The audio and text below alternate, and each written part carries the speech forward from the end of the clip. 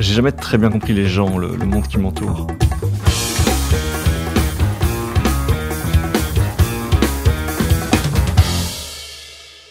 Bon, c'est l'occasion d'essayer. Je suis Guillaume Haché, vous écoutez 70 minutes avec.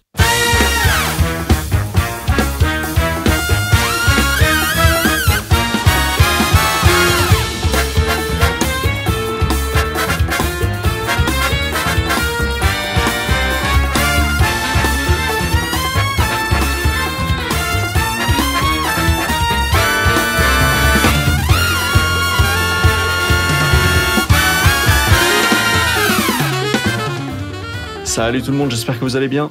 Mes sincères excuses pour ces longs mois de pause depuis le dernier épisode de 70 minutes avec Myriam Leroy. Chaque année, quand je démarre une nouvelle saison, je me promets que cette année, je serai intransigeant, je serai super discipliné et je sortirai un épisode toutes les 2 semaines. Mais figurez-vous que ça ne dépend pas seulement de moi, ça dépend aussi de... déjà toutes mes autres responsabilités et aussi le fait que parfois les invités me font faux bond, ce qui m'est arrivé à plusieurs reprises ces dernières semaines. Ça n'excuse rien, mais ça explique un petit peu l'état des choses. Tout ça pour dire que 70 minutes avec reprend, que de nouveaux épisodes sont prévus jusqu'au mois de juillet et que plein de super sujets seront traités et je vous en parlerai plus à la fin de cet épisode. Cette semaine, je reçois Ihsan Awash, que vous connaissez peut-être parce qu'elle avait fait les grands titres dans les médias en 2021, lorsqu'elle avait été nommée commissaire du gouvernement auprès de l'Institut pour l'égalité des femmes et des hommes, mais qu'il y avait eu quelques polémiques autour de, notamment, son port de foulard. Elle fait aussi plein d'autres choses, y compris écrire des livres, et on s'est d'ailleurs retrouvé avec elle en mars dernier pour parler de son nouveau livre qui s'appelle Open Up Your Organization et qui sort ce mois-ci en anglais. C'est parti!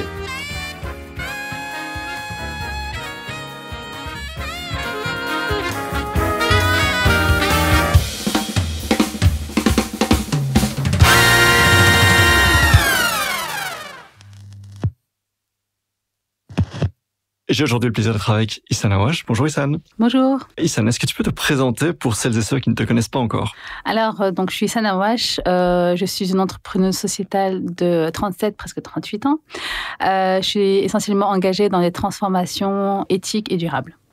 Donc, j'ai le privilège, en quelque sorte, d'avoir un pied dans différents mondes, à savoir à la fois les secteurs privés, le secteur social et également le secteur public. Ok. La façon dont cette interview s'est organisée est un petit peu particulière, puisqu'en fait, tu as écouté l'épisode avec Kautar Boustani et Senadji il y a...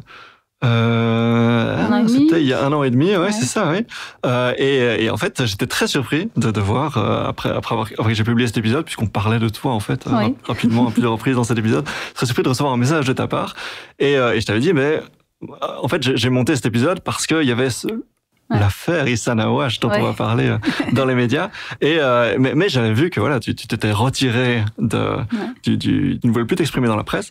Et donc, je ne t'avais même pas invité. J'avais directement essayé d'aborder les questions que tout ça abordait, mais avec d'autres intervenantes, du coup. Et aujourd'hui, tu reviens sous les projecteurs. Qu'est-ce qui explique ce choix? Pourquoi maintenant? En fait, j'avais eu besoin de temps pour pouvoir me reconstruire. Pouvoir digérer ce qui s'est passé, j'avais besoin de prendre soin de moi, de prendre un peu de temps off, parce que ça avait été des semaines assez intenses. Et puis, j'ai toujours eu une parole publique, j'ai toujours eu un engagement pour une société plus inclusive, et ça date pas d'hier. J'ai notamment créé mes propres structures aussi au niveau associatif, et toujours essayé de faire du changement aussi en entreprise. Et donc, j'avais besoin vraiment de ce temps pour réfléchir. Et puis, j'avais envie aussi d'écrire. C'est un projet qui était là depuis longtemps. Et je me suis formée en écriture créative. Et du coup, ça m'a aidée à pouvoir écrire. Et puis, j'avais envie d'écrire un management book. Et c'est comme ça qu'est né le projet. Et donc, pour écrire, c'est bien d'être dans sa petite bulle, seule. Okay. J'ai aussi été un peu dans les Ardennes ou autre pour vraiment pouvoir me ressourcer. J'avais vraiment besoin de calme, d'être avec moi-même, avec les arbres, avec ma famille aussi. Et puis, j'ai commencé à me rendre compte petit à petit que ce qui m'était arrivé, c'était surtout virtuel et que finalement, dans la vie de tous les jours, le monde n'est pas si agressif que ça. Sur un terrain de jeu virtuel, mais des conséquences quand même physiques, ou bien est-ce que globalement, c'était virtuel et ça n'avait pas d'impact sur toi?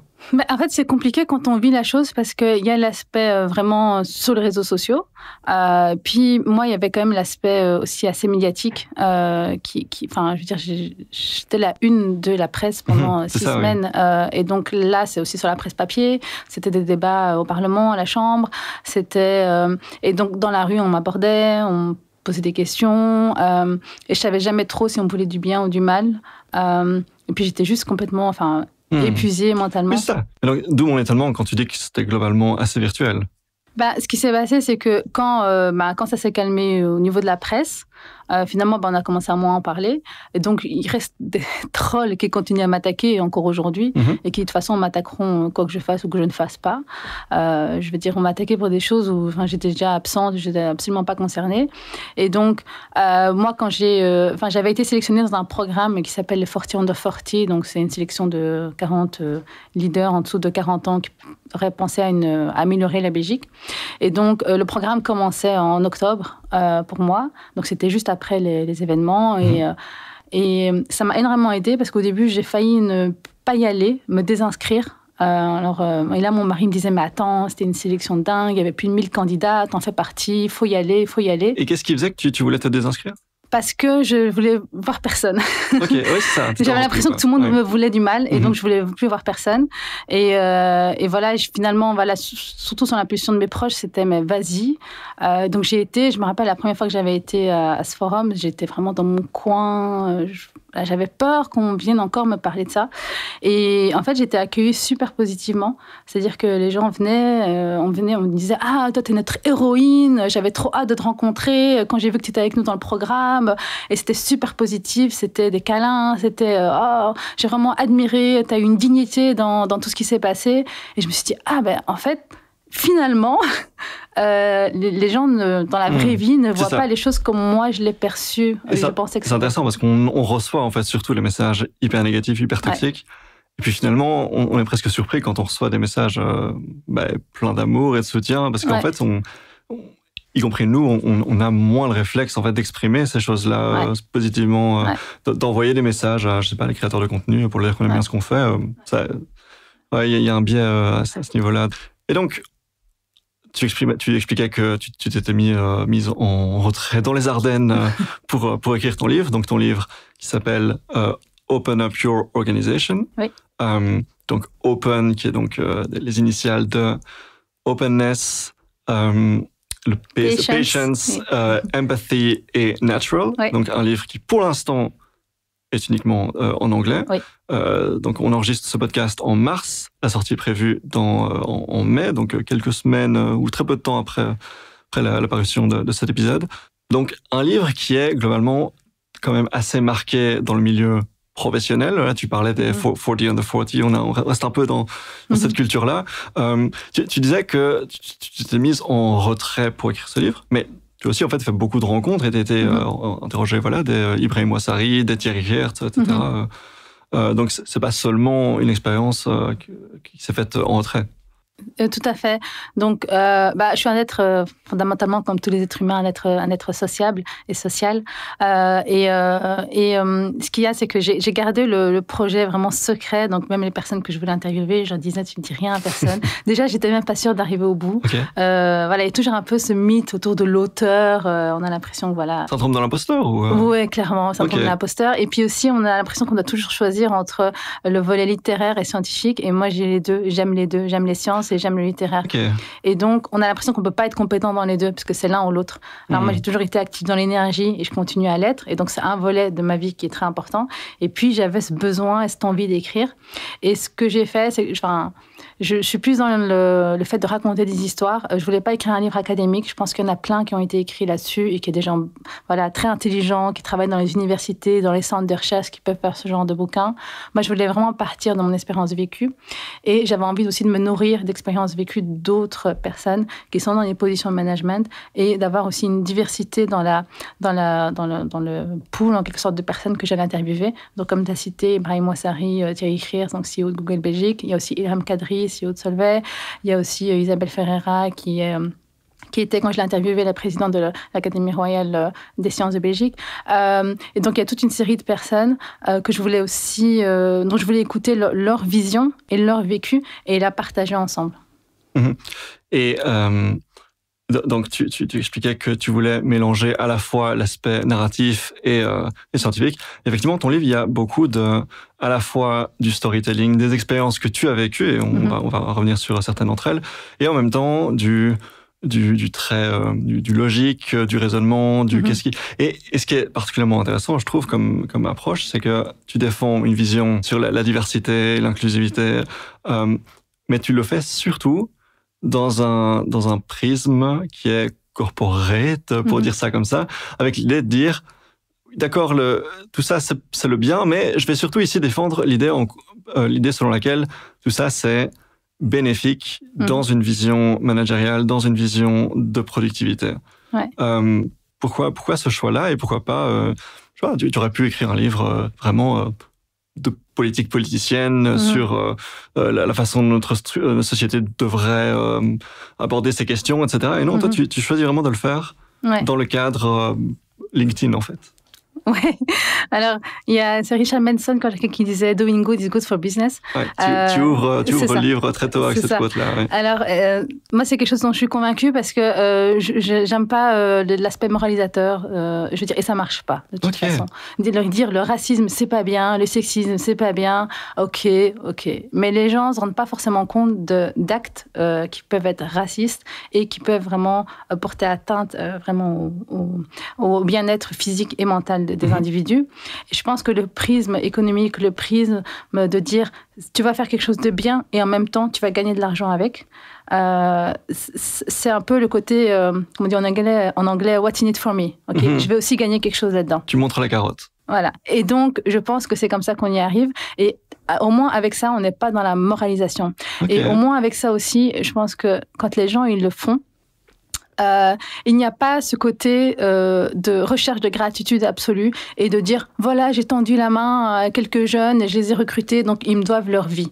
Et ça, je veux pas non plus. Je veux pas ce côté aussi où on se dit voilà, tu me dois tout parce que je t'ai aidé, je suis venue te chercher, je l'ai fait par pur désintérêt. Non, il y a aussi un intérêt financier derrière. Il y a un intérêt à avoir plus d'inclusion dans la société entreprise et dans la société de manière générale.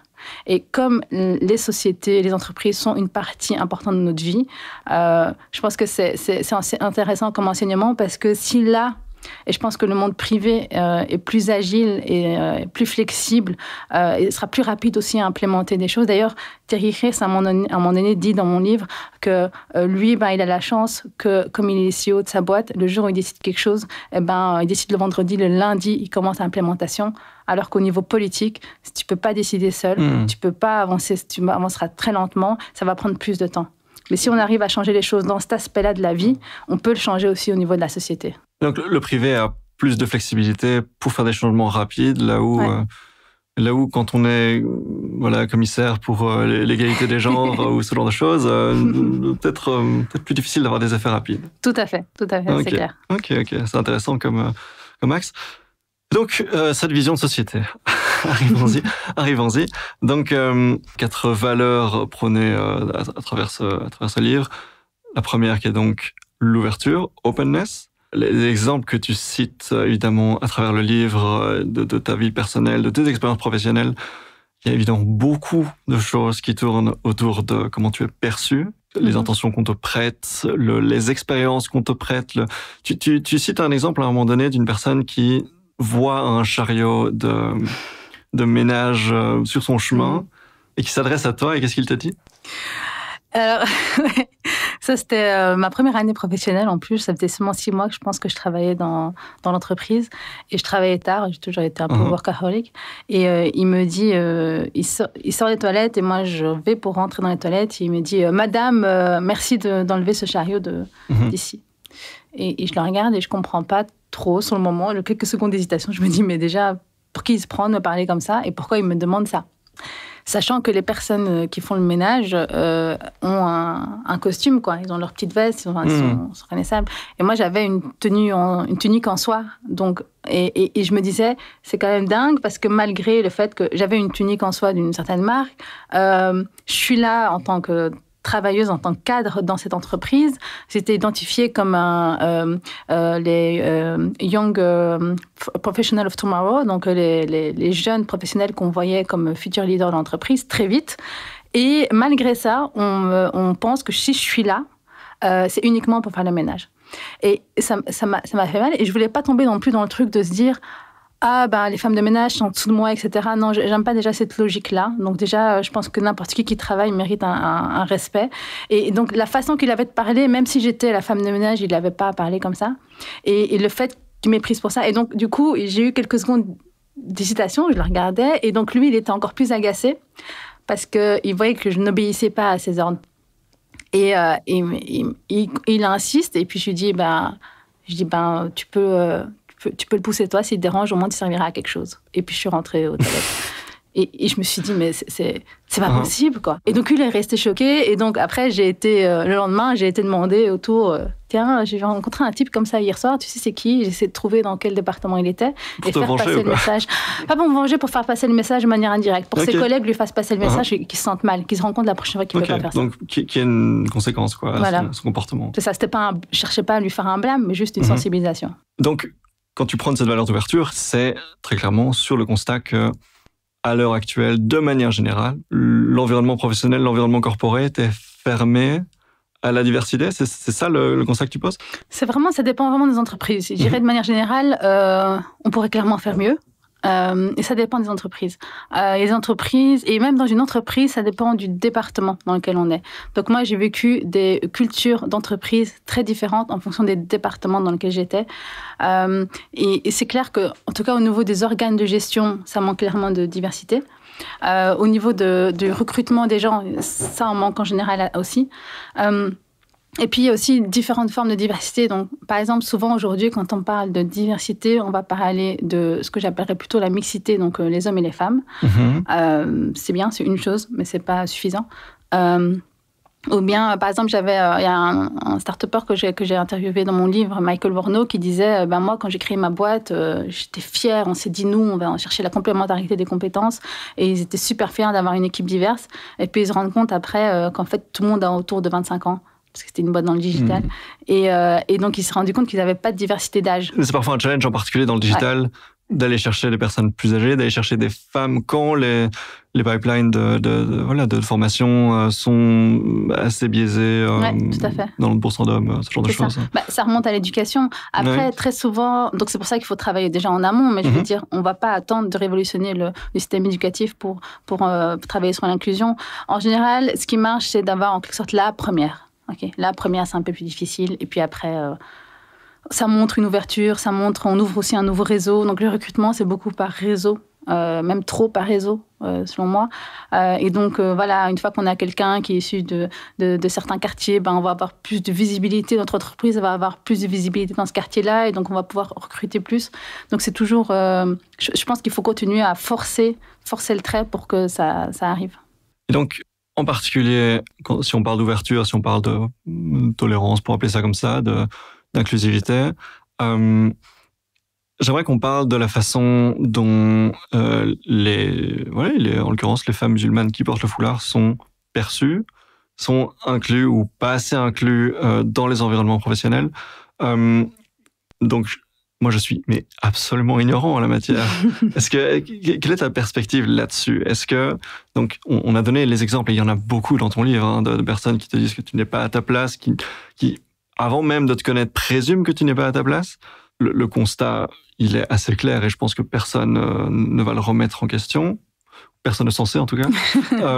Mais quelle est, de ton point de vue, la racine de tout ça? Qu'est-ce qui cause cette injustice et discrimination en particulier? Mais je pense que c'est comme tout, c'est comme le racisme de manière générale. Donc, pas essentiellement, ça ne vise pas essentiellement les femmes musulmanes qui portent le foulard. C'est c'est une des causes de supplémentaires de discrimination, mais c'est souvent la méconnaissance. Donc, Si je connais pas, j'ai une idée sur la personne. C'est les stéréotypes, c'est humain. Tout le monde a des stéréotypes. La question, c'est comment est-ce qu'on arrive à les dépasser. Et quelquefois, on refuse, sur base de l'apparence. Mais au fur et à mesure, si on rencontre la personne, si on travaille avec, quelquefois parce qu'on n'a pas le choix, et c'est ça dans le cas dont je traite dans mon livre, c'est de se dire, j'aime pas telle personne parce qu'elle est de telle origine ou parce que, voilà. Et si je suis obligée de travailler avec, je vais dépasser ce biais de l'apparence. Et donc, c'est là-dessus où je vais vraiment travailler sur une inclusion. Et donc, au début, ça va commencer avec cette fameuse remarque que quasi chaque personne racisée a déjà entendue une fois dans sa vie, c'est « oui, mais toi, ça va, mais les autres… » Et donc, déjà, ça, c'est horrible de dire ça, parce que je veux dire, c'est indigné de toute une identité. Moi, je ne le prends pas du tout comme un compliment quand on me dit ça. Je ne suis pas la seule. Mais ça commence avec ça. Et puis finalement, c'est la prochaine fois que je vois une femme qui porte le foulard, je me rends compte finalement que ça ne me pose pas vraiment de problème. Et quand on voit d'ailleurs dans le débat public, les gens qui prennent position par rapport à ça sont souvent des gens qui n'ont pas vraiment d'expérience en entreprise et qui pensent que ça pose problème. Mais dans les faits, ça ne pose pas de problème. Moi, j'ai travaillé 10 ans dans une entreprise privée. J'ai même géré des projets internationaux. J'ai été chef de département. J'ai travaillé avec aussi des directeurs, y compris à Paris, où la logique de la neutralité est encore tout autre. On pense au début que ça pose un problème, mais ça ne pose aucun problème dans les faits. Dans les faits, il n'y a pas de problème. Et je ne suis pas la seule à pouvoir en témoigner. Et donc aujourd'hui, de plus en plus de femmes qui portent le foulard arrivent à trouver leur propre chemin dans le marché de l'emploi, essentiellement dans le domaine privé, mais également public. Et on se rend compte finalement que les idées préconçues, finalement, ça ne pose pas de problème. Il est où le problème? Et j'ai eu beaucoup de ce genre de discussions. Tiens, au début, j'aurais cru que, mais finalement, voilà. Et surtout que nous, on fait encore plus attention. Moi, je dirais avec mes collègues, les débats politiques, je ne rentre jamais dedans. Les débats religieux, j'évite.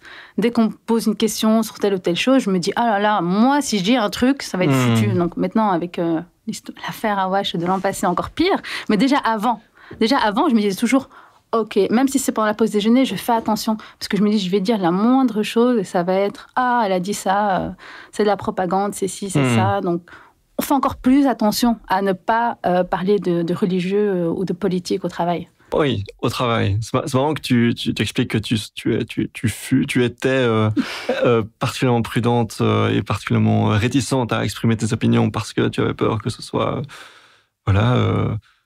catalogué, que ce soit résumé, que ta position soit prise pour être comme étant celle de toutes les femmes qui portent le foulard, ainsi de suite. Et puis finalement, ton opinion, ta prise de position, tu l'as faite. Tu l'as faite, mais pas qu'un peu, quoi.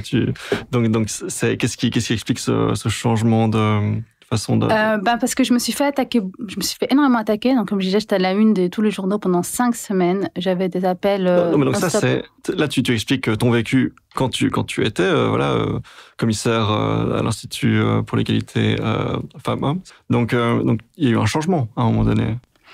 Il y a eu à un moment donné, ça c'est plus quand j'ai lancé des initiatives sociétales, où j'ai commencé à un peu plus aller dans la presse, parce qu'on me contactait, et j'avoue que j'ai vite arrêté parce que je me rendais compte qu'on m'appelait que pour le foulard. Et moi, je disais, j'ai envie de parler... j'avais créé une association qui s'appelle TEEN, où on travaillait sur le développement des jeunes. Et je voulais parler de ça. Je voulais parler de comment les jeunes des quartiers, on peut travailler avec eux, les former, qu'est-ce qui manque dans le système éducatif actuel, etc. Et donc, on m'invitait quelquefois pour parler en disant, oui, voilà, en tant que cofondatrice de TEEN. Et puis, j'arrive, et puis foulard, bam. Et alors, du coup, au début, je me faisais un peu avoir dans le sens où je faisais pas attention, j'étais un peu naïve. Alors, il faut se dire aussi que moi, mes expériences associatives, à la base, c'était du bénévolat sur mon temps libre. Et donc, j'avais un emploi à temps plein. Et puis, j'avais ça à côté que je faisais pendant mes temps de midi, mes soirées, mes week-ends. Et puis, du coup, quand j'arrivais à un débat, où au début j'allais de bonne foi, j'avais pas la préparation, par exemple, d'une personnalité politique ou d'un chroniqueur que j'allais avoir en face de moi. Et donc il y a ça aussi qui jouait, c'est-à-dire que je disais, mais en fait je suis pas à égalité, parce que moi, j'ai pas c'est pas mon métier de venir parler, mon métier c'est de faire, et ça a toujours été. Et c'est pour ça qu'à un moment donné, j'ai dit, ok, j'arrête, parce que finalement vous m'appelez que pour le foulard. Appelez-moi s'il vous plaît pour parler des jeunes, et là je serai là. Et donc là j'avais moins d'invitations. Ensuite, en tant que commissaire du gouvernement, c'était une fonction qui était censée, c'était quasi des bénévolats, c'était à peine rémunéré, et c'était 4-5 heures par mois. D'accord. Donc, c'était absolument pas une fonction à temps plein publique. C'est d'ailleurs pas une fonction publique. Et quand j'ai décidé de prendre la parole, C'était après 5 semaines où on faisait que parler à ma place. D'accord. Et après une agression en réunion, qui était, moi, ma limite. Mais donc, tu ne considères pas que le fait d'avoir accepté cette offre, d'avoir rempli cette mission de commissaire, c'est une prise de position, c'est une apparition dans la sphère publique? Non, mais ça l'est pas du tout. Pour toi, c'était vraiment derrière C'est un bureau, clairement sur derrière la l'ordinateur. ministre. Par exemple, la commissaire du gouvernement ne prend pas la parole. S'il y avait une prise de parole, ça aurait été la ministre. C'est ça. Et c'est aussi quelque chose que j'ai fait. Donc, comme je disais, j'avais créé mon association. J'avais déjà démissionné, quitté mon emploi à temps plein parce que je voulais créer ma propre entreprise. Et j'avais aussi arrêté aussi mon association. Parce que je me suis dit, OK, c'est un engagement politique. Donc, c'est pas un mandat politique comme un député ou autre, mais c'est un engagement politique. Et tant que j'étais le visage de mon association, je voulais absolument pas être vue comme faisant partie de tel ou tel parti. Et donc, c'est arrivé à un moment où j'avais déjà arrêté tout ça et où je voulais écrire mon livre. Oui. En gros, c'est là. Et c'est là qu'on m'a proposé ça. Et je me suis dit, pourquoi pas, c'est quelques heures par mois, ça a l'air intéressant, tranquille. Mais quelle innocence. C'est ça, voilà. Et surtout que, personnellement, j'avais une énorme charge mentale. À ce moment-là, c'était la crise Covid aussi, donc c'était très fatigant. J'avais géré l'association pendant 8 ans. Il y avait aussi toute la question du transfert de nos activités qui étaient physiques en virtuel. J'ai eu plusieurs choses qui sont passées aussi dans ma vie personnelle qui faisaient que je me suis dit, OK, là, j'ai envie de me poser et d'enfin prendre le temps pour écrire quelque chose que je voulais toujours faire. Et c'est là qu'on est venu me proposer ça. Et donc, j'étais déjà à un niveau de charge mentale élevé. Et je pensais naïvement, comme tu dis, que ça allait être quelque chose de léger, d'intéressant, comme ça, pourquoi pas. Et voilà, ça l'était pas. mais donc, oui, vraiment une surprise à ce moment-là pour toi de voir que le fait d'accepter cette mission, mais t'as mis au devant de la scène alors que c'était vraiment pas le principe de base. Non. Et donc, d'après toi, pourquoi est-ce que ça s'est passé comme ça? Je pense qu'il y a eu En fait, en gros, je me suis beaucoup posé la question et j'ai parlé après ça à des personnes spécialisées en communication en disant, tiens, qu'est-ce que tu penses des personnes dans le milieu politique, au niveau institutionnel. Tout le monde me dit, écoute, personne n'aurait pu savoir personne n'aurait pu prévoir cette vague de violence. C'est-à-dire qu'on aurait pu prévoir un petit peu. Okay, donc j'aurais pu être plus préparée, ça c'est clair. Mais ce niveau-là, c'était pas prévu. Je pense que ça arrivait aussi à Momentum. Il y avait aussi le débat à la STIB sur la question des professionnels. Voilà, c'est ça. Et beaucoup n'ont pas supporté la décision de justice qui était en faveur donc de la femme qui avait déposé plainte, qui avait été refusée à cause du fait qu'elle portait le foulard. Et donc beaucoup avaient une frustration. Et donc je suis arrivée. Un contexte politique plus global de certains partis en particulier qui prônait, qui s'opposait très clairement à cette décision-là, qui voulait faire pencher le gouvernement d'un côté. Et donc, effectivement, le timing a sans doute joué. Ouais. Je pense, ouais. Et puis voilà, il y a Twitter aussi. Twitter qui est clairement un vecteur... qui aide à la propagation de la haine sans trop de soucis, je pense. J'ai eu des tweets que j'ai dénoncés au début naïvement en me disant quand même, c'est violent là, il m'insulte. Dénoncer, tu as cliqué sur le petit bouton report. Oui, et puis c'était délit d'opinion. Enfin, il y avait des choses vraiment. Il y en avait qui me traitaient, par exemple, pour prendre un mot, pute terroriste. Et Twitter, ma réponse, c'est juste une question d'opinion. Non, c'est pas une opinion, c'est une insulte grave qui a des conséquences sur la vie des gens.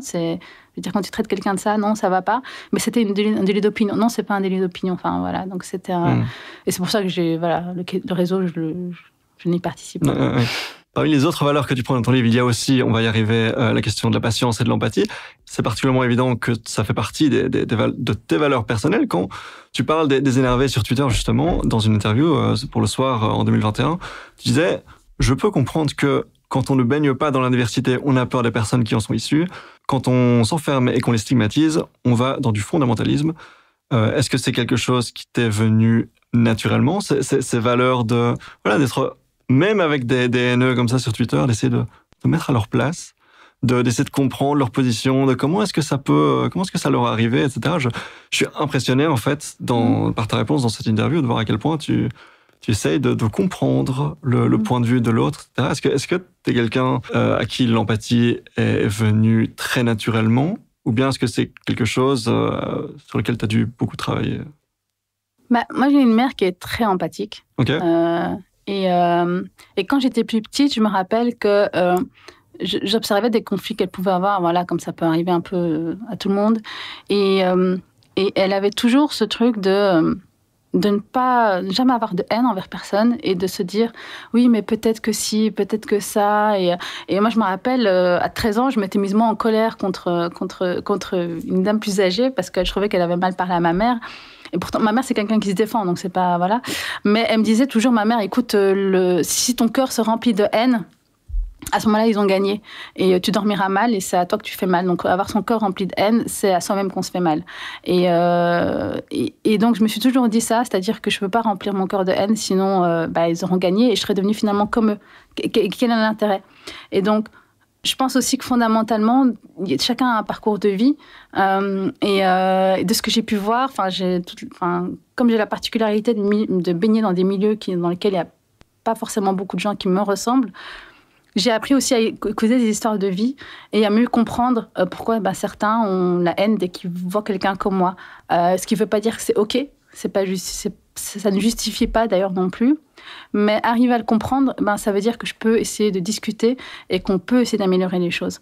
J'avais notamment un voisin super raciste, je parle d'ailleurs dans le livre aussi. Mes parents étaient impressionnés du fait que je me rappelais de cette histoire. Voilà, j'avais, je crois, 16 ans.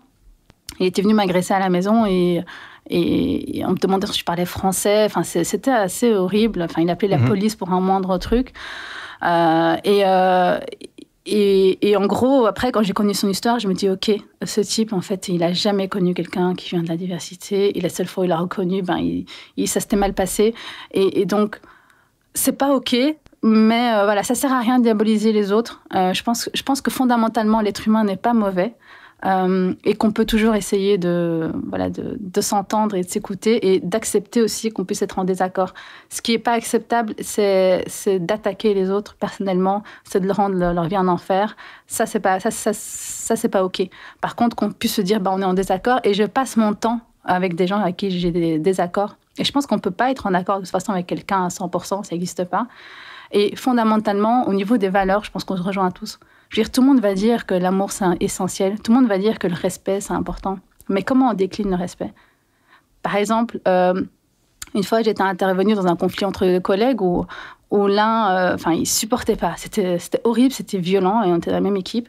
Et à un moment donné, quand j'ai commencé à parler à l'un et à l'autre, l'un me dit, oui, écoute, l'infernale, quand elle vient, elle est super impolie, elle manque de respect, elle me dit même pas bonjour. Et quand je parle à ma collègue, elle me dit, en fait, ce gars, il est vraiment mal poli, je suis concentrée, il vient, il me déconcentre juste pour me dire bonjour. Et ils trouvaient tous les deux que l'autre leur manquait de respect. Mais sur le fond, on est d'accord de dire que le respect, c'est important. C'est comment on le décline que ça se passe. Et c'est là-dessus où, par exemple, je me suis formée en programmation neurolinguistique pour essayer de mieux comprendre les autres et me comprendre moi-même, parce qu'on est aussi nous-mêmes plein de contradictions. Et c'est aussi accepter ses propres imperfections et ses propres contradictions.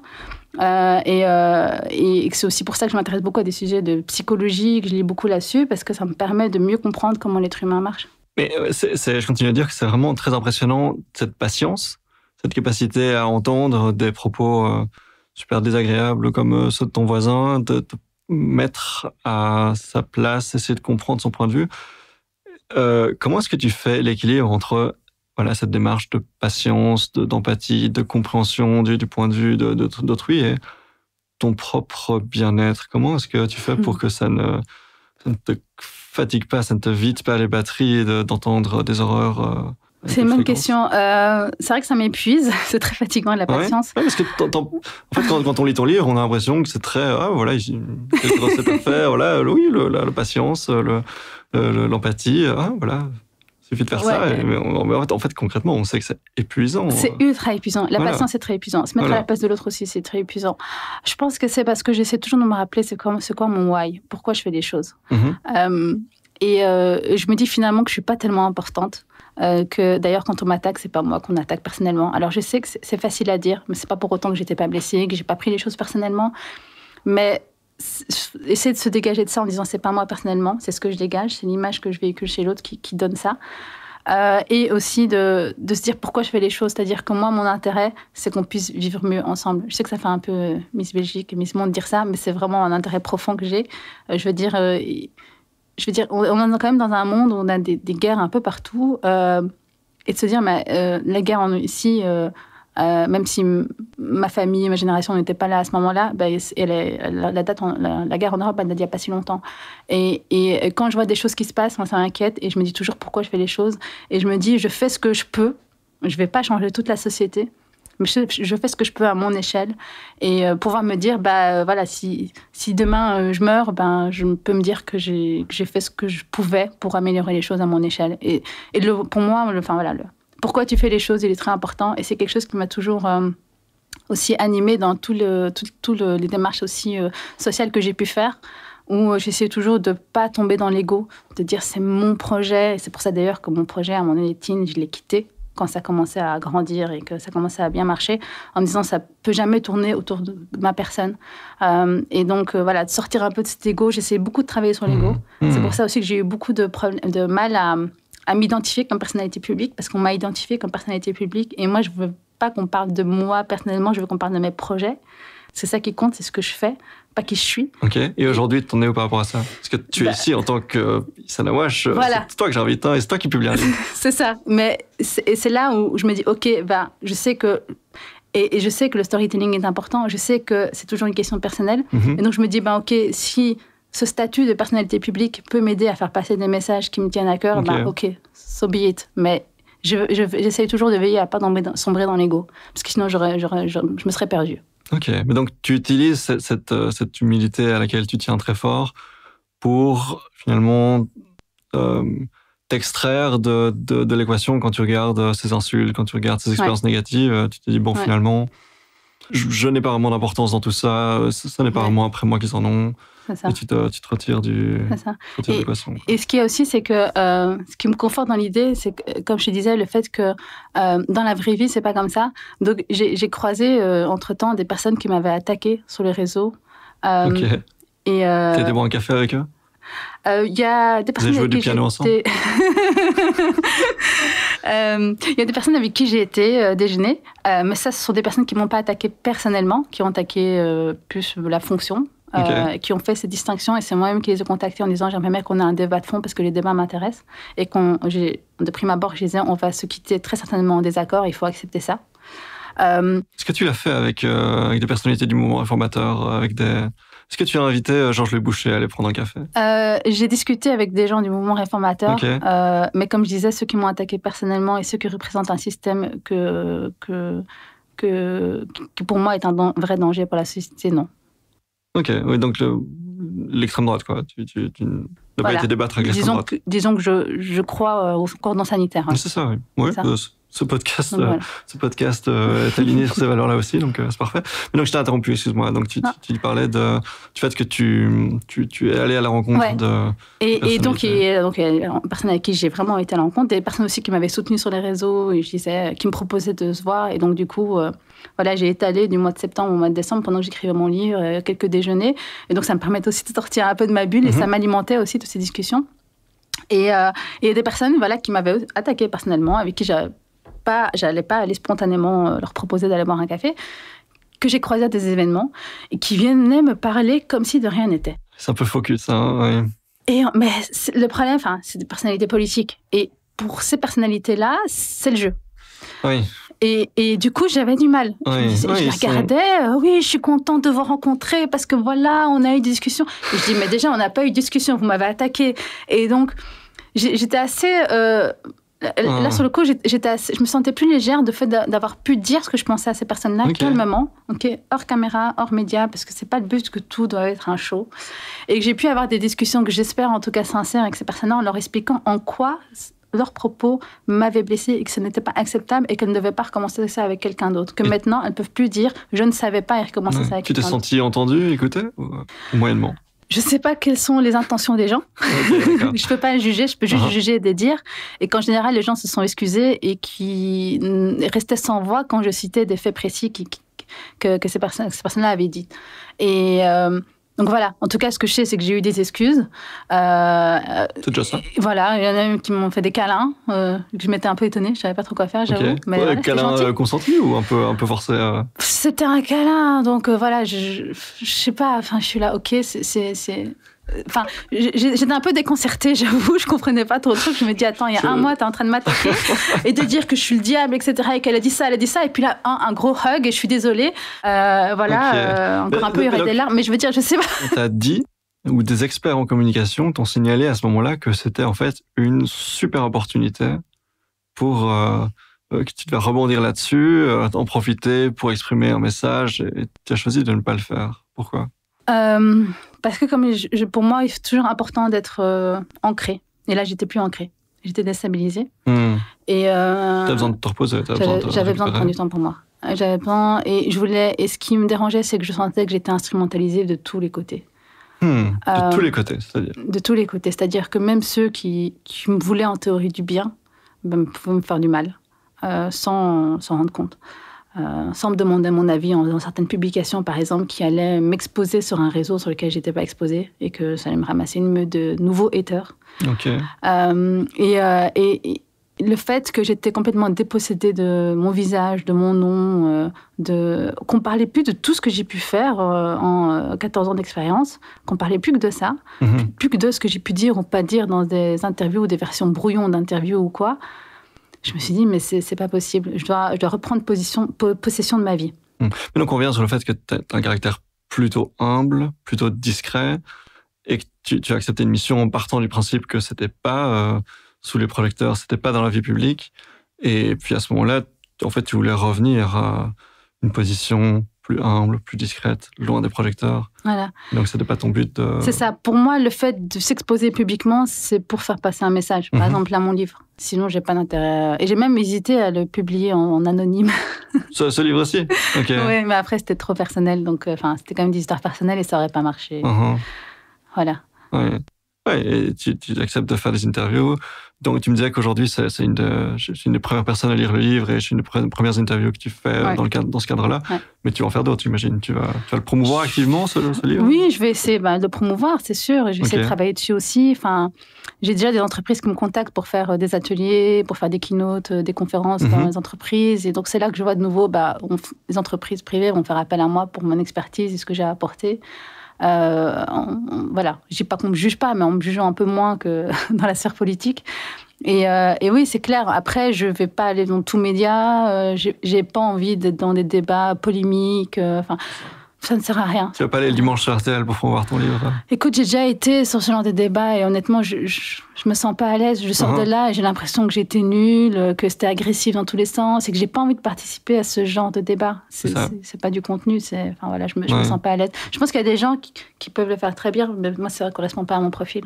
On m'a proposé d'ailleurs d'être chroniqueuse dans certains médias. Je suis pas une débatteuse. Voilà, je peux faire de temps en temps des chroniques, oui, mais c'est pas, ça m'intéresse pas d'aller chaque semaine sur un média. Donner ton avis sur un truc qui te concerne. J'ai un avis sur tout, mais je veux dire, j'aime bien construire les choses, j'aime bien avoir une vraie expertise avant de dire quelque chose. Et est-ce que tu t'attends? Est-ce que avec la sortie de ce livre, avec un retour, un petit peu sous les projecteurs, à une petite échelle, est-ce que tu t'attends à de nouveau peut-être recevoir des commentaires désagréables, peut-être un positionnement de politicien, ou est-ce que tu penses que ça va rester discret? Écoute, est-ce que tu vas rester en paix ou pas? Je crois que je serai jamais en paix. Ok, plus jamais? Ou tu l'étais par le passé ou tu Non, je crois que je l'ai jamais vraiment été par le passé. Okay. J'ai très vite été, j'étais dans une école, une bonne école, mais où il y avait peu de personnes d'origine étrangère, donc j'ai connu malheureusement les agressions depuis toujours, les agressions en tout cas par rapport à mes identités. Et donc c'est pas ça, mais je pense que la paix, on la trouve soi-même dans son. Pour moi, le petit noyau familial est très important. On trouve la paix là. Je la trouve aussi, quand je joue du piano, que je joue un livre, en fait, que je fais du sport, que je vais dans la nature, la paix, on la trouve là, mais dans la société, je sais pas si quelqu'un est vraiment en paix dans la société, encore plus si on est exposé. Mais donc là, j'ai fait mon deuil par rapport à ça. Je pense qu'il y aura des réactions, oui, mais je pense que de toute façon, ceux qui ont décidé de me détester, ils continueront à me détester. Et ceux qui ont décidé de me soutenir, je pense qu'ils vont continuer à me soutenir. Et puis, il y a juste ceux au milieu que j'espère pouvoir échanger avec eux, avoir un dialogue constructif, pas forcément pour influencer, mais au moins pour me faire entendre. Pour revenir à ton livre, à un moment donné, tu donnes un exemple qui m'a particulièrement frappé. C'était dans le cadre d'un événement qui était justement consacré au sein de la boîte pour laquelle tu travaillais, qui était consacré à la diversité. Et donc, il était question des plats que chacun avait apportés. Et toi, tu avais apporté, je crois, des frites. Spaghetti bolognaise. Spaghetti bolo. J'avais hésité avec les moules Voilà, frites. c'est ça, voilà, exactement. Et la collègue avec laquelle tu discutais était particulièrement surprise de voir que tu n'avais pas amené du couscous. Ouais. Puis, toi, tu as plaisanté en disant, voilà, tu as visité avec les frites, voilà. Et elle t'a répondu un truc. Qu'est-ce qu'elle t'a répondu? Elle m'a dit, un jour, tu y arriveras. Ok. Comme si j'étais dans un déni de mon identité. C'est ça. Et je disais, mais je sais très bien qui je suis alignée avec moi-même, mais je suis fière de ce que je suis. Je suis fière d'avoir mon identité, d'être belge, d'être d'origine marocaine, d'être musulmane, d'être une femme, encore en toute 40 ans, qui me permet de faire partie de certains programmes, d'être à la fois dans le social, dans le public, dans le privé. J'adore ce que je fais. Et donc, je cache pas mes identités. C'est juste que, voilà, les plats que j'ai jamais fait, encore maintenant, j'ai jamais fait de couscous de ma vie. Le couscous de ma mère est trop bon, j'essaye même pas. Et je suis hors compète. Donc voilà, et j'adore faire des spaghettis bolognaises. Je les fais cuire pendant 2h30, la vraie recette italienne. Et donc j'avais fait ça et j'étais fière de moi. Et c'était... ah mais non, il y en avait un qui m'avait dit, moi j'avais promis à ma femme que j'allais ramener du couscous, c'est quoi ça, t'es pas italienne quand même. Et l'autre qui... complètement, côté très maternaliste, j'ai souvent eu ça. Un jour, tu y arriveras, un jour, tu t'accepteras comme t'es. Mais je m'accepte déjà. Donc, et donc, voilà, c'est ça, c'est là le côté où il y a un côté quelquefois bienveillant qui est très déplacé, où on n'écoute pas les gens. Et par exemple, il y a un exemple que Ilham Kadri aussi dit dans mon livre. Elle dit, voilà, quand les femmes reviennent de maternité, c'est qu'on suppose pour nous. Donc, par exemple, elle raconte qu'on a supposé pour elle que quand elle revenait de congé maternité, ah ben t'inquiète pas, tu vas pas beaucoup voyager. Mais qui a dit que je voulais pas voyager? Qui a dit ça? Et donc, moi aussi, mon retour de maternité, il était assez violent parce que j'ai l'impression d'être bonne nulle part, de culpabiliser par-ci, par-là, enfin voilà. Et donc, quelquefois, on suppose pour la vie des gens, mais il faut leur poser la question. Et les gens sont suffisamment aptes à répondre pour eux-mêmes. Donc ce maternalisme-là, est-ce que tu l'inscris en particulier dans un rapport des Blancs face à la diversité? Ce qu'on appelle plus généralement l'espèce de colonialisme, une espèce de... Je ne sais pas si cet exemple-là est particulièrement pertinent par rapport à ce qu'on appelle le féminisme blanc, mais est-ce que ce maternalisme-là, il n'est pas en fait assez omniprésent dans la façon dont les personnes issues de la diversité, en particulier donc ici les personnes qui portent le foulard, est-ce que c'est pas omniprésent dans... Moi, j'ai eu du temps à parler de moi en tant que féministe et d'avoir vraiment des actions féministes labellisées comme ça parce que je me reconnaissais pas dans le féminisme mainstream. C'est ça. Okay. Et il y avait ce côté toujours, les féministes, c'est comme on allait en Algérie, les Français allaient en Algérie en disant aux femmes, dévoilez-vous, on va vous libérer. Donc, il y avait ce côté-là où moi, finalement, j'ai découvert le sexisme la première fois que j'ai été victime vraiment de sexisme quand j'ai pas eu la promotion alors qu'un collègue masculin a eu une promotion plus que moi alors que j'avais une meilleure évaluation. Okay. C'est là que j'ai fait « Quoi ? Ça aussi, je dois rajouter ça. Je n'avais pas assez avec le racisme, il faut me rajouter ça. » Et que là, j'ai commencé, du coup, en entreprise, j'ai commencé à relancer un réseau qui était mort en entreprise, de femmes en entreprise. Et j'ai commencé à écouter plein de témoignages de femmes racisées et non racisées, surtout non racisées, qui racontaient leurs histoires. Et je me disais, ah ouais, mais c'est quand même encore aujourd'hui assez violent. Et donc, c'est pour ça que j'ai créé ma structure, en fait, à ce moment-là, de féminisme intersectionnel, en me disant, finalement, on va parler pour nous-mêmes et on va aussi s'approprier ce mot, le féminisme, c'est aussi pour nous. Qu'importe si, pour certaines, le foulard, c'est anti-féministe. C'est leur opinion. C'est leur opinion, je la respecte, mais qu'elles ne m'imposent rien et moi, je leur imposerai rien. C'est aussi simple que ça. Et donc, c'est là-dessus. Alors maintenant, je suis contente parce qu'on parle beaucoup de féminisme intersectionnel. Il y a quelques années, non. Et c'est pour ça, d'ailleurs, que j'ai toujours eu cette logique de penser pourquoi je fais les choses. Et donc, après, j'ai arrêté cette association parce que finalement, d'autres le faisaient en étant de plus grosses structures qui avaient déjà beaucoup de subventions. On commençait à s'approprier. Et donc, pour moi, il n'y a pas de souci. Prenez ça, il y a tellement de choses à faire. Mais voilà, le féminisme intersectionnel, c'est quand même quelque chose d'assez récent.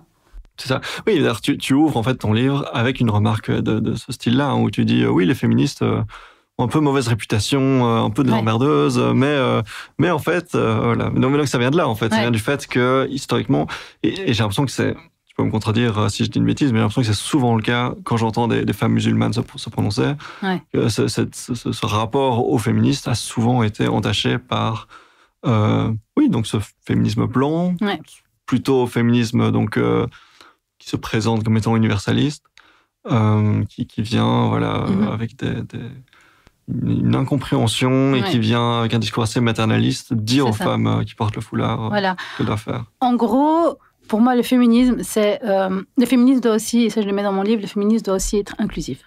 Inclusif à la fois des personnes dites de la diversité, mais également auprès des hommes.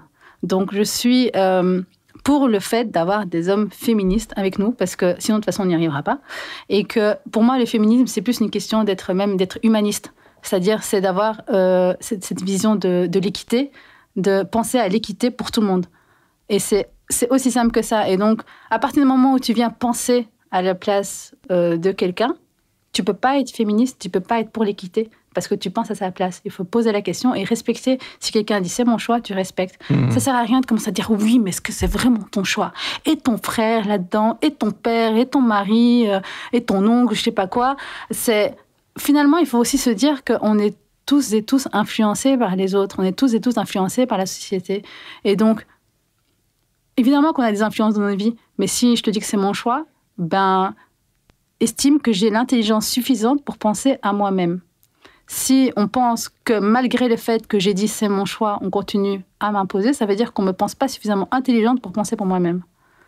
Et là-dessus, on ne peut pas être féministe. Et on ne peut pas non plus être féministe en empêchant l'accès à l'éducation et l'accès à l'emploi, ce qui sont des vecteurs d'émancipation fondamentaux, à des femmes. On ne peut pas être féministe en leur empêchant d'étudier et de travailler. C'est intéressant parce que justement, c'est cette logique de on ne peut pas être féministe si on s'exprime à la place des autres femmes.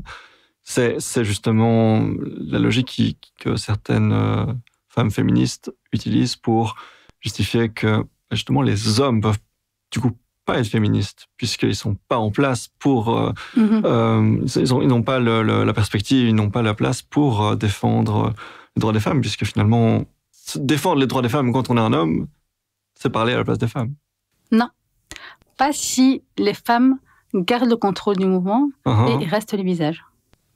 On a besoin de soutien. Ce qu'on ne veut pas, ce que je ne veux pas en tout cas, je suis la porte-parole de personne, ce que je ne voudrais pas, c'est qu'on prenne notre place. Ça, c'est le danger des hommes qui, malgré eux, peuvent être dominants et prendre la place. Okay, je vais donner un exemple. J'avais organisé un atelier en non-mixité et des jeunes que je connais, des jeunes super sympas, donc c'est même pas des gars, on va dire c'est des sexistes ou quoi, sont passés par là en se disant « Ah, c'est un atelier, est-ce qu'on peut participer ?» Les accompagnatrices disent « Ok ». Moi, je reçois la photo de cet atelier et je dis à ce moment-là à mes bénévoles, qu'est-ce que font ces deux garçons-là ? S'il te plaît, tu leur demandes de quitter. Elle me dit, oui, ça se fait pas et tout. Je dis, non, tu leur demandes de quitter parce que c'est un atelier en non-mixité choisi. Donc, il faut pouvoir respecter ça. Et je lui dis, de tout ce qui va se passer, c'est qu'ils vont prendre la parole et dominer sans même se rendre compte. Ils vont être les premiers à prendre la parole de manière stéréotypée. C'est sûrement ça qui se passe. Et c'est exactement ça qui s'est passé. C'est-à-dire le fait qu'il y avait deux garçons. Il y avait 12 femmes. Les garçons ont spontanément pris la parole et les femmes se sont spontanément mises en retrait. Et donc, c'est pour ça que des ateliers en non-mixité sont importants pour pouvoir justement libérer la parole. Maintenant, il y a des ateliers en non-mixité et des ateliers en mixité. Il y a des conférences, il y a des expositions photos, toutes des choses qu'on peut utiliser pour être dans une société plus inclusive. Mais il faut d'abord pouvoir s'éduquer. Et pour s'éduquer, il faut pouvoir avoir cet espace de liberté, il faut avoir cet espace.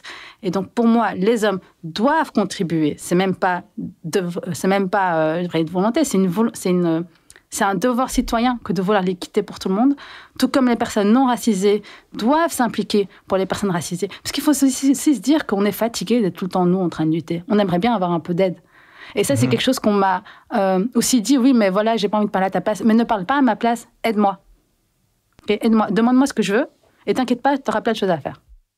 Personnellement, donc, je me sens effectivement toujours très ignorant quand je m'exprime au sujet des questions par exemple, de racisme, par exemple, d'islamophobie ou ces questions-là.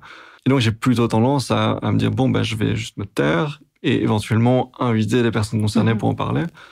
Et toi, tu me dis, Et c'est effectivement des choses que je peux entendre de personnes noires, personnes racisées, qui vont me dire que ça les fatigue, en fait, de devoir s'exprimer là-dessus tout le temps. Ouais. Mais du coup, c'est très compliqué, parce que moi, j'ai pas envie de parler à leur place. Mais c'est compliqué, mais tu sais, il y a aussi... c'est pour ça que moi, je crois beaucoup au pouvoir de l'art et de la culture pour faire changer les choses. C'est que, quelquefois, en parler frontalement, c'est pas ce qui aide le plus. Par exemple, moi, j'avais eu plein de débats avec des étudiants avec qui j'étudiais et on s'était jamais compris. On avait eu 2 heures de débat. Et quand j'ai coécrit une pièce de théâtre et que j'ai joué sur scène mon vécu, en 3-4 minutes de pièce, c'est une pièce qui s'appelait Fruits étrangers, créée par Russell Hanout. Et donc, j'avais écrit ça. Ils étaient venus et c'était « Ah oui, maintenant, je te comprends ». Donc, en 3 minutes de théâtre, ça a fait appel à l'empathie, bien plus que les débats. Et donc, je pense que le fait aussi de marginaliser la présence des femmes, des personnes racisées, des personnes qui, d'apparence, sont différentes, que ce soit en handicap ou autre, fait déjà une différence. Par exemple, dans mon livre, j'en ai aussi l'exemple d'un homme qui est atteint de Parkinson et qui donne des formations. J'ai assisté à une de ces formations. Et c'est très particulier parce qu'au début, on le voit parler comme ça et on est intimidé. Et puis, on n'a pas envie de le regarder bizarrement. Alors, on essaie de faire attention et donc, on est dans le contrôle de nos émotions et de notre regard parce qu'on ne veut pas qu'ils sentent qu'on le regarde différemment. Au début, c'est difficile, mais après, on prend l'habitude. Et donc, si je vois plus de personnes qui sont atteintes de Parkinson dans la vie de tous les jours, je vais démystifier aussi leur handicap et je vais avoir plus facile à me dire, même tiens, peut-être que je peux travailler avec. Tu vois ? Et donc, je pense que faire changer les choses, c'est pas uniquement venir et faire un débat et écrire un livre ou voilà, c'est aussi vivre les choses et parler des projets. Et donc, si tu veux agir pour les femmes, par exemple les femmes racisées, invite-les dans ton podcast et parle d'autre chose que de féminisme et de racisme. Est-ce qu'on a parlé d'autre chose que de féminisme et de racisme aujourd'hui ? Pas suffisamment. Ok. Tu veux parler de quoi ? Mais tu as fait un effort, donc c'est bien. Non, mais il reste encore un peu de temps. Tu trouves qu'on n'a pas assez évoqué d'autres sujets dans cet entretien ? Écoute, c'est assez particulier parce qu'aussi, tu as repris mon livre qui parle d'ouverture, mais dans mon livre, je vais justement beaucoup plus loin que l'apparence. Je parle beaucoup des profils. Je parle justement de la diversité de profils, la diversité de pensée. Ok. Comment prendre des décisions aussi en incluant tout le monde, toutes les pensées. C'est pas qu'une question d'apparence. Oui, là c'est très méta ce qu'on va faire, mais j'ai effectivement moi vraiment une préférence de parler de personnes en fait. Donc c'est pour ça qu'on a parlé aussi beaucoup de ton histoire, de tes parcours et de et ce que tu fais aussi dans ton livre. Tu parles de toi et de la façon dont tu es perçu, etc. Donc c'est effectivement une préférence que j'ai moi. Et donc je sais pas, tu aurais préféré qu'on parle moins de toi? Je te dis, c'est particulier parce que ici tu m'invites pour parler. Donc, il y avait évidemment l'affaire Awash. Et puis, comme on avait dit, on ne va pas parler que de ça. Il faut aussi regarder le futur et aussi de parler de mon livre qui reprend un modèle de société. Donc, en soi, c'est un modèle d'ouverture et d'inclusivité. Donc, c'est un peu logique de parler de ça. Maintenant, par exemple, je sais pas, ce qui est intéressant, c'est de parler de la culture du débat. Comment est-ce qu'on peut débattre, accepter de rester en désaccord? C'est de parler de comment est-ce qu'on peut prendre une décision en collectif en s'assurant que tout le monde autour de la table est OK et qu'on a entendu toutes les idées de tout le monde. Effectivement, moi, j'ai tendance à vouloir vraiment être très concret et très dans le connecté à la personne que j'ai en face de moi. Donc, on peut parler de la culture du débat, mais à travers... on l'a un peu fait, en fait, quelque part. Voilà. Mais toujours à travers... Des expériences personnelles, donc, mais qui vont être du coup, de par le profil que tu représentes, oui, tout à fait, les expériences qui sont les tiennes, et qui vont donc, c'est triste à dire, mais inévitablement être impactées par les questions de racisme et de sexisme que tu abordes, que tu as traversé, et que tu évoques dans ton livre. Donc c'est très compliqué en fait, de complètement se déconnecter et de pas parler de ça avec non, toi. C'est ça. Oui, mais moi je te dis pas de pas faire ça avec moi parce que moi j'ai un parcours en fait qui fait que je suis revenue à ces questions-là, même si j'ai souvent essayé d'en sortir. Tu vois. Ça me fait un peu penser à la phrase dans Le Parrain, le Godfather, quand il dit à chaque fois j'essaie d'en sortir et they bring me back in. Tu vois, c'est à chaque fois ça, quoi. Tu vois, j'essaie d'en sortir et boum, on ramène avec ça. Bonne référence, je ne m'attendais pas à ça. Tu vois. Et donc il y a ça. Maintenant, ce que je te dis, c'est que par exemple, tu peux inviter par exemple une femme noire qui va te parler par exemple, je sais pas, du métavers, ok, et même pas lui parler de sa couleur de peau.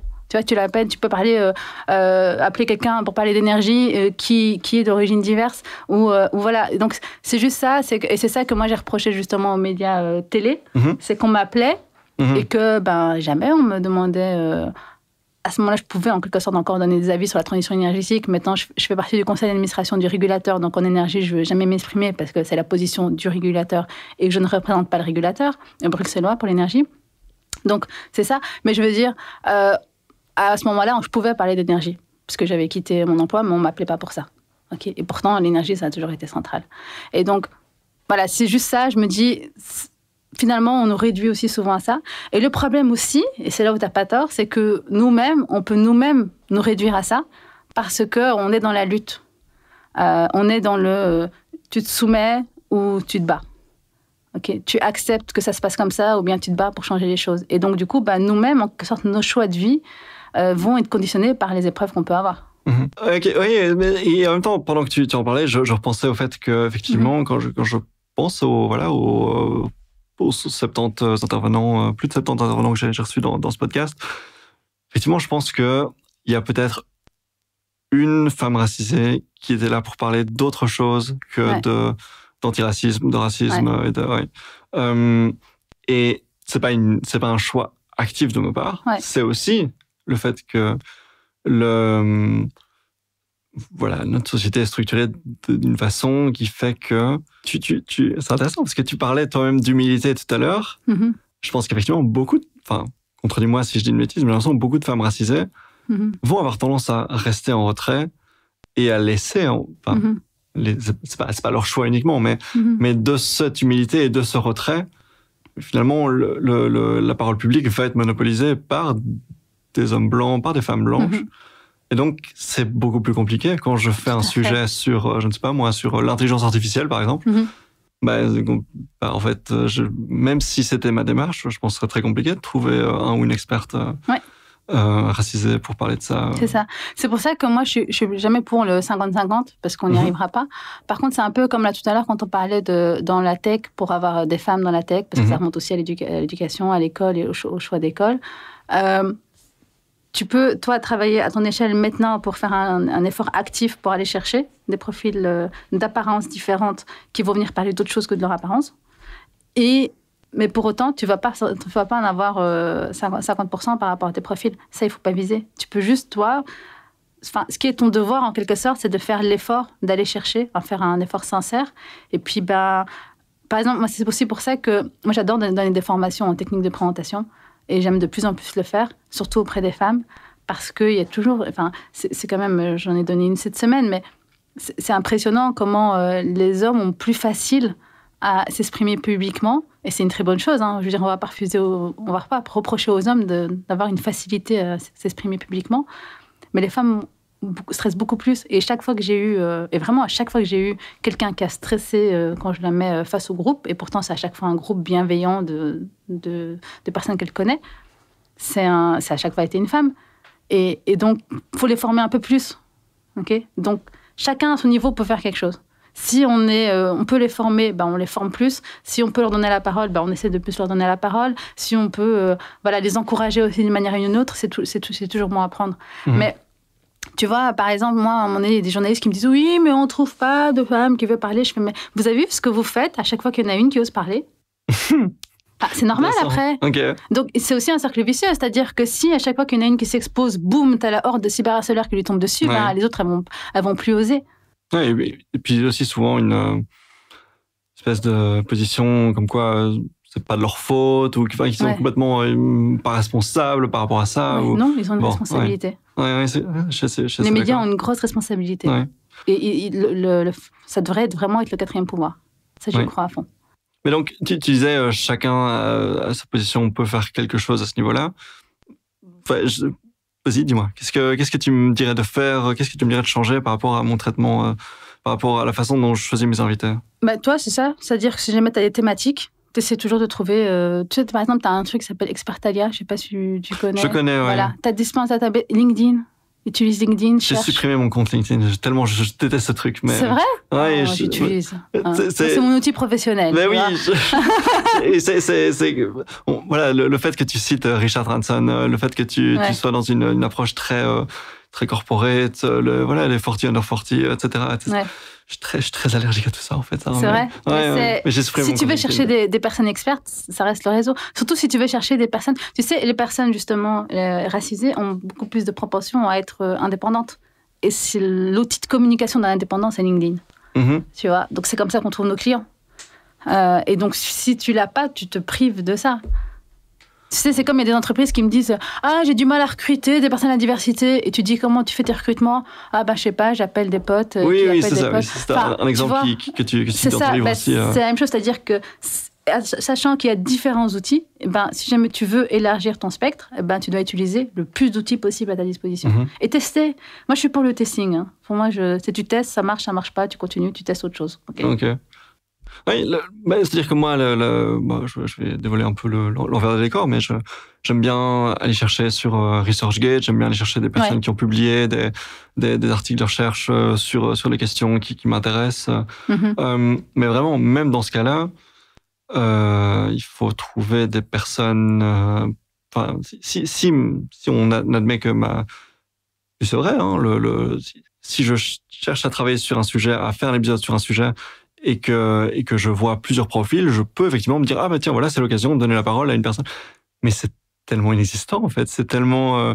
tu peux aussi demander aux personnes que tu as déjà interviewées, s'ils connaissent déjà. Oui, mais à ce moment-là, il faut vraiment qu'il y ait chez moi une démarche vraiment ultra proactive pour dire « Ah non, ok.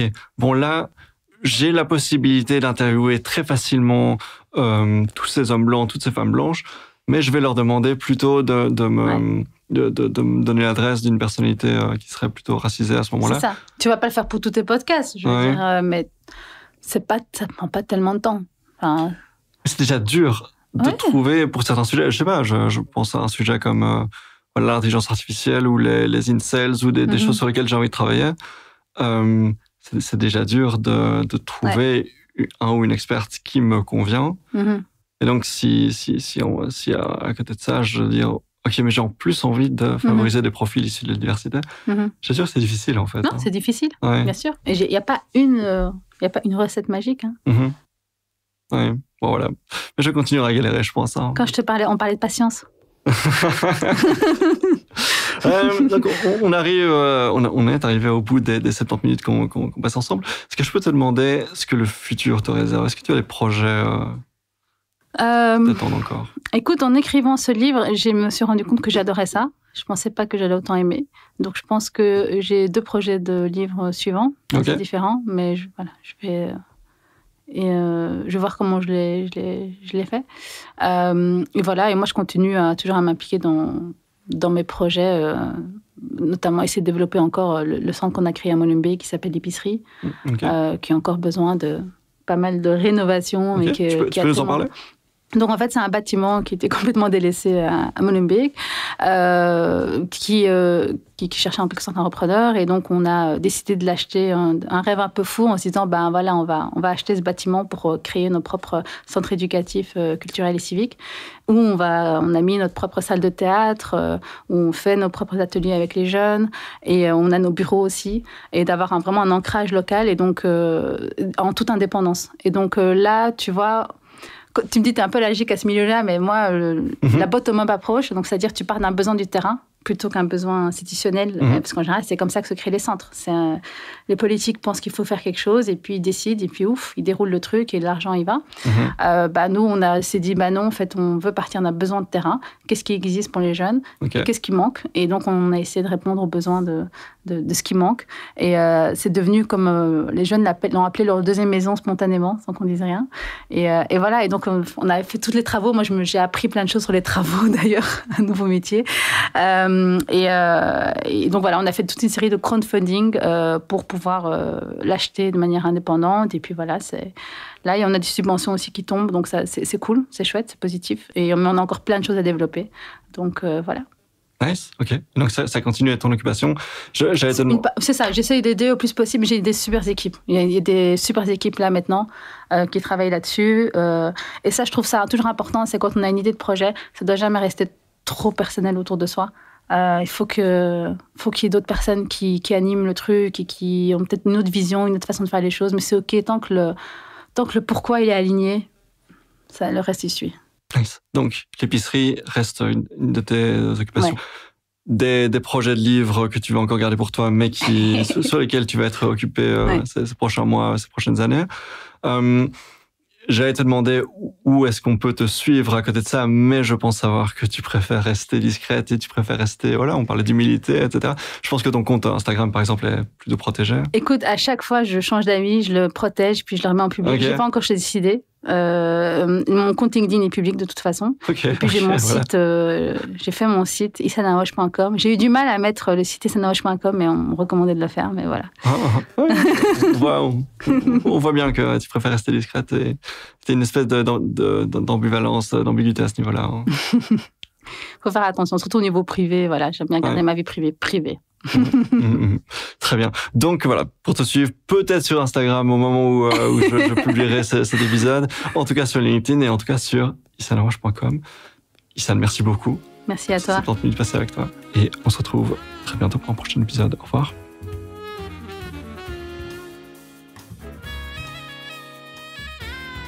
Et voilà, c'est déjà tout pour ces 70 minutes avec Isanawash. Si vous avez des commentaires très constructifs, n'hésitez pas à me les envoyer. Si ce n'est pas le cas, si vous êtes très énervé suite à cette exposition à des questions liées de près ou de loin à l'islam, à l'islamophobie et au racisme, vous n'êtes pas obligé de m'écrire, ça ne m'intéresse pas spécialement. Le livre de Isan sort ce mois-ci en anglais chez l'éditeur Lano Campus et s'appelle Open Up Your Organization. J'ai mis le lien en description. Comme je vous le disais en intro, de nouveaux épisodes sont prévus dans les semaines qui viennent et ça, c'est vrai, c'est certain, c'est booké. À moins, bien sûr, que, je ne sais pas, il y ait un cataclysme ou de nouveau une série d'annulations, mais voilà, j'ai foi en mes invités, j'espère que ça n'arrivera pas. En tout cas, ce que je peux déjà vous annoncer, c'est qu'il y a parmi ces épisodes, je crois qu'il y en a 6 enregistrements de prévus rien que pendant le mois de mai. Il y a notamment la question des incels, qui est un sujet que je veux traiter depuis très longtemps, mais où j'ai toujours eu beaucoup de mal à trouver le bon angle, le bon invité. Et donc j'ai trouvé un formidable professeur au Canada, quelqu'un d'anglophone, mais qui parle aussi français, et avec qui on va enregistrer un épisode tout bientôt. J'ai grand espoir qu'on arrive à produire un épisode de qualité sur ce sujet qui m'intéresse beaucoup. Je ne vais pas m'étendre là-dessus, mais je pense que c'est un sujet qui regroupe plein de questions. Voilà, questions de genre, questions de radicalisation sur Internet, questions de la neurodiversité aussi peut-être. Et j'ai hâte de vous montrer ça. Bon, l'épisode n'est pas encore enregistré, mais j'ai bon espoir. Je vous retrouve dans 2 semaines pour un prochain épisode. Au revoir.